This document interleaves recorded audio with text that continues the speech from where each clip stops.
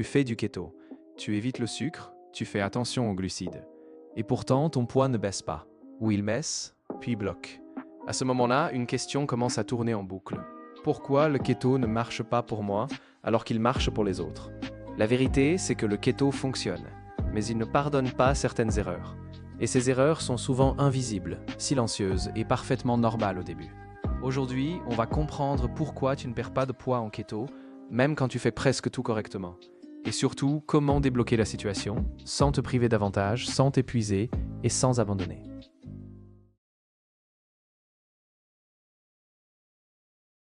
Quand quelqu'un commence le keto, il s'attend souvent à une perte de poids rapide.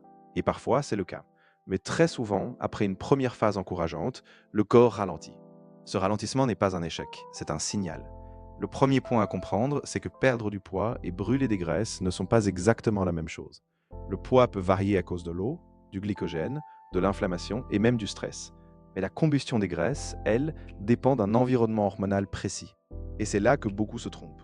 Première cause fréquente du blocage, tu es techniquement en keto, mais ton corps ne se sent pas en sécurité.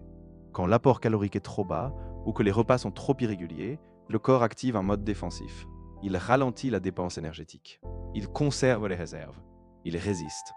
Le keto n'aime pas le stress chronique, ni mental, ni alimentaire. Deuxième cause, tu consommes trop de protéines. En pensant bien faire, c'est très courant. On retire les glucides, on a peur du gras, alors on compense avec les protéines. Mais le corps peut transformer une partie de ces protéines en glucose. Ce processus maintient tant une stimulation insulinique, et tant que l'insuline reste active, la combustion des graisses est freinée. Le keto fonctionne mieux quand le gras est la base, les protéines sont modérées et les glucides sont bas. Troisième cause, tu manges keto mais trop souvent. Chaque prise alimentaire, même keto, interrompt temporairement la combustion des graisses. Quand les repas sont trop rapprochés, le corps n'a jamais le temps de puiser profondément dans les réserves. Ce n'est pas une question de volonté, c'est une question de timing biologique. Quatrième cause, ton corps manque de minéraux. En keto, on élimine plus d'eau, et avec cette eau, on perd du sodium, du potassium, du magnésium. Un manque d'électrolytes augmente le stress, la fatigue, les fringales, et donne l'impression que le keto ne fonctionne pas. Beaucoup abandonnent ici, alors qu'il suffirait de soutenir le corps correctement. Cinquième cause, tu te fies uniquement à la balance. Le poids est un indicateur très incomplet. Le corps peut recomposer, perdre du gras, tout en gardant le même chiffre. La balance ne voit pas la réduction de l'inflammation, la stabilisation de l'appétit ou l'amélioration hormonale. Et pourtant, ce sont ces changements qui rendent la perte de poids durable. Enfin, il y a un point rarement mentionné, le temps d'adaptation.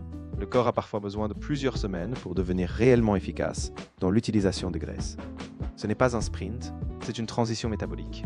Et cette transition, quand elle est respectée, finit toujours par payer.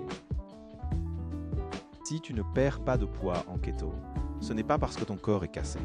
Ce n'est pas parce que tu manques de discipline. Et ce n'est pas parce que le keto est une arnaque. C'est souvent parce que ton corps n'a pas encore les bonnes conditions pour lâcher les graisses. Moins de stress, des repas plus simples, assez de gras, des protéines modérées, des minéraux suffisants et surtout du temps. Le keto n'est pas une punition, c'est un langage. Et quand ton corps le comprend, il répond. Si tu veux continuer à apprendre comment débloquer ton métabolisme, éviter les erreurs classiques et utiliser le keto intelligemment, reste ici. La suite arrive.